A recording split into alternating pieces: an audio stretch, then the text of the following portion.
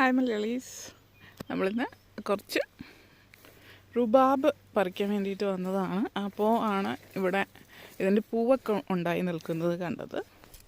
അപ്പോൾ പൂവൊക്കെ നമ്മൾ ആദ്യം എടുത്ത് കളയുക, കാരണം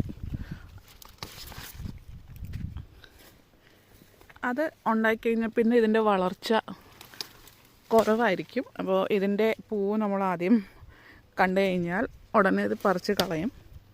അല്ലെങ്കിൽ ഈ ഒരു ഇത് നിങ്ങൾക്ക് ഇപ്പോൾ തന്നെ കാണാം, ഓൾറെഡി അതിന് തീരെ വളർച്ചയില്ല. അതിൻ്റെ ഇല ഇത്ര ആണുള്ളൂ ആകെ.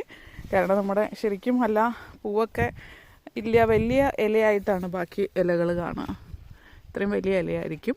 അപ്പോൾ എന്തായാലും നമ്മളിപ്പോൾ കുറച്ച് റുബാബ് ജ്യൂസ് ഉണ്ടാക്കാൻ വേണ്ടിയിട്ട് അത് പറിക്കാൻ വേണ്ടിയിട്ട് വന്നതാണ്. സോ നമ്മളിതിൻ്റെ തണ്ടാണ് ഉപയോഗിക്കുക ജ്യൂസിന് വേണ്ടിയിട്ട്.